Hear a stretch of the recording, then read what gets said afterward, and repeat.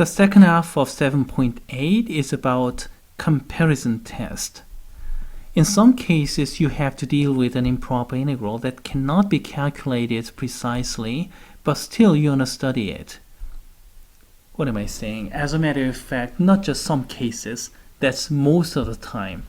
Once you step outside the classroom, then most of the time, almost all the time, you cannot calculate anything precisely. So you'll have to do some estimation. And the kind of strategy goes like this. Before doing any kind of estimation, you have to validate it. You have to make sure that estimation is not a waste of time and money. And then you do estimation. And one such a thing is comparison test. So you can make sure whether the integral, the improper integral that you want to work on is valid or not first by comparison test. And then if it is valid, you can apply all kind of numerical estimation. Let's go over to general statement and some example. Here's a general statement. Let's suppose we have this kind of inequality. Both f and g are positive functions and g is bigger. And even bigger function generates finite integral. Then smaller function, of course, has to have finite area too. Intuitively clear, difficult to prove, but we're not going to prove it here. And the second, similar inequality, both are positive functions, and even smaller function blow up to infinity, then the bigger area, of course, that's going to be infinity too. And let's work it out with an example. An example is kind of like this. I also be premature. Let's look at a graphical explanation first. And we have two functions, red function and blue function. And we're going to talk about analytical details a little bit later.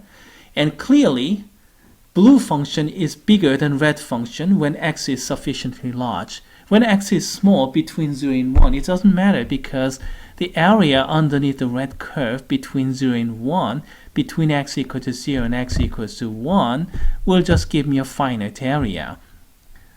So it doesn't matter.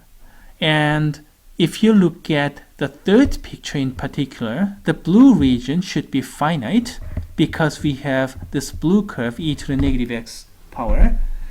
Consequently, even the smaller area, the red area in the second picture should be even smaller than that.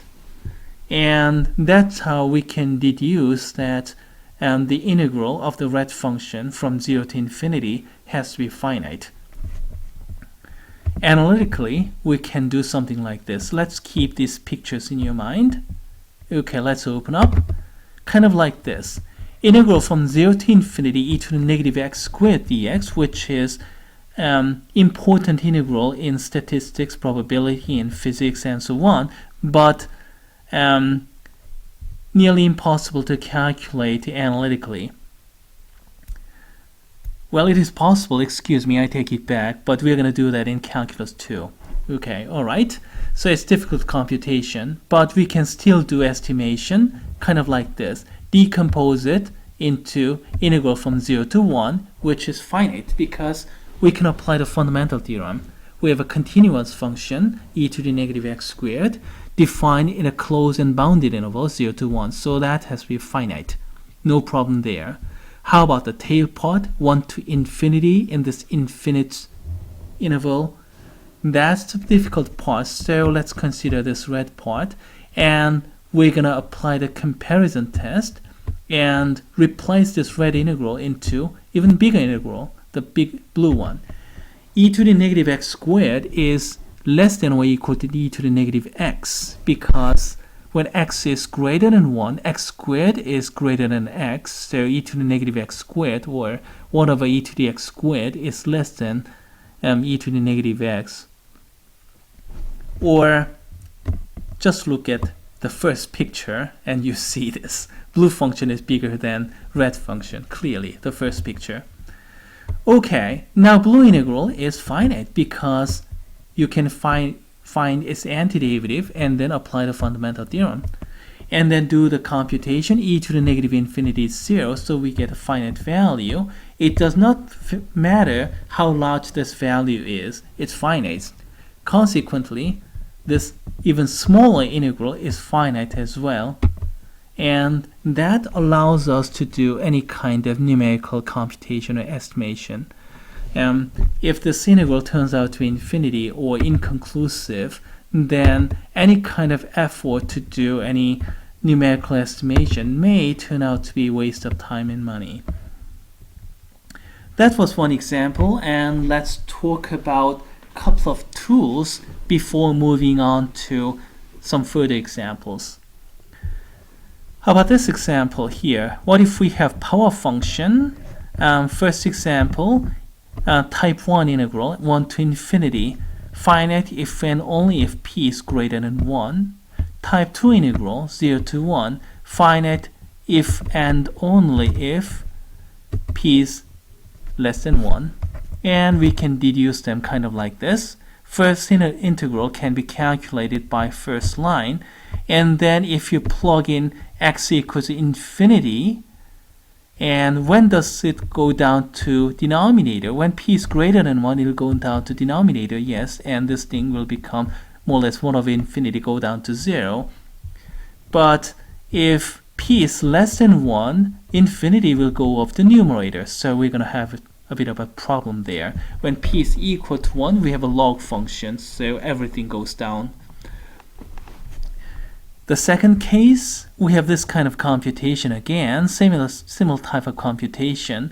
And then in first case, if you plug in x equal to 0, when p is less than 1, 0 to a certain positive power, that's going to be 0, so everything is okay.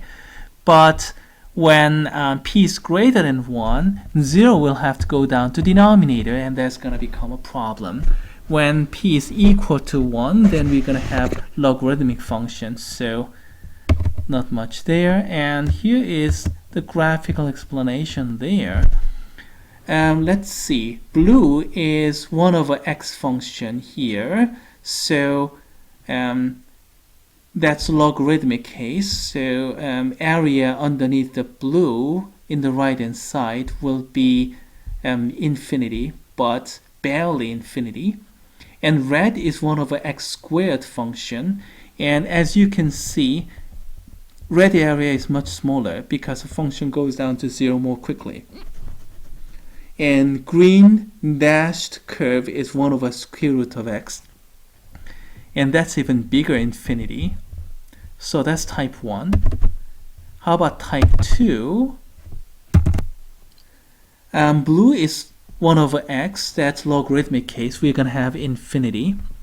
Now let's look at 1 over x squared, that's red dotted curve, and we have to look at the left hand side, and that's big. I mean, the curve, if you look at the left hand side, red curve does not get close to the vertical line y-axis quickly enough.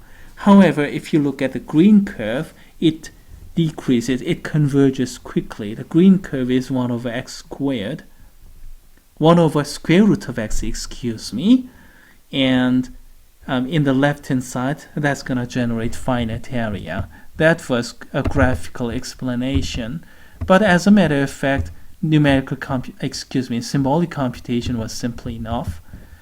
In any case, please remember these results because we're going to use these for improper comparison test.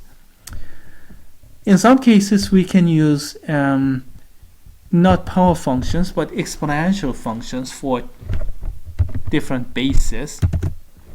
And then when a value, the base is positive, what am I talking about? The base has to be positive all the time. When base is greater than 1, in first case, e to the negative x squared power will be finite, and that's explained by first picture, the blue picture, a to the negative x power. So negative x power, so a is big like 2 or e, and then negative x power. So it goes down, so we have this blue area, and that's finite.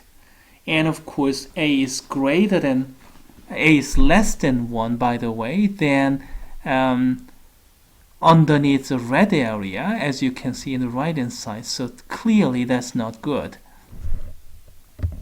Infinite area. And then from if you change it into 1 over a to the x power, which is the same as 1 over a to the x power, which is same as a to the negative x power, certainly you'll have to have the same conclusion.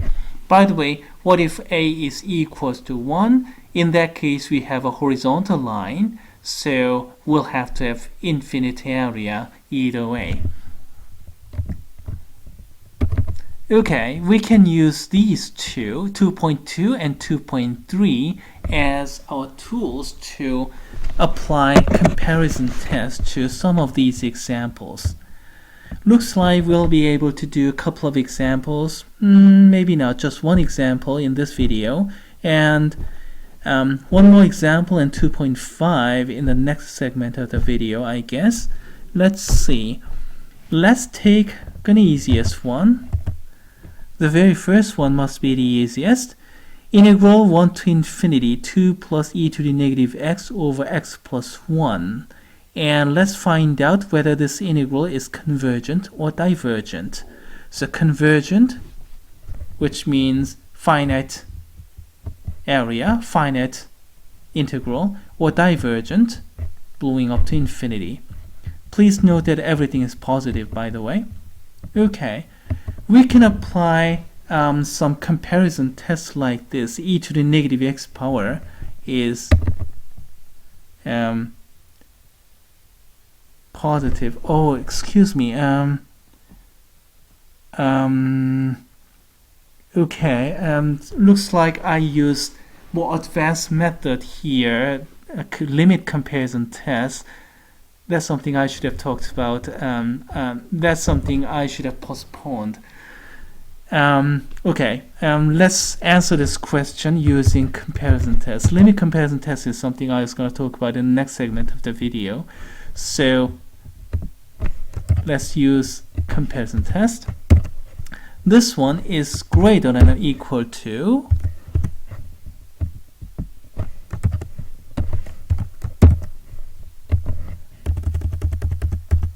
this. Because e to the negative x power is positive, and I threw away adding a positive term there, so I ended up reducing this. So what did he end up with? This function, 2 to the 1 over x plus 1 function, is smaller function. However, if I calculate the definite integral from 1 to infinity, 2 over x plus 1 dx, then that can be calculated precisely. This is 2 natural log of x plus 1, isn't it? And that's running from 1 to infinity.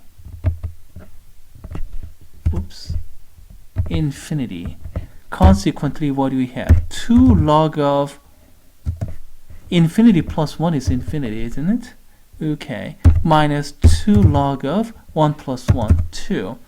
What is this? That's infinity. Infinity minus finite number, so that's infinity.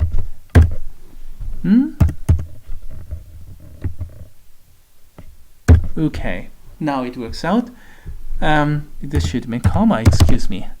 So even smaller integral turned out to be infinity, so bigger integral has to be infinity as well by the comparison test. And that's the conclusion.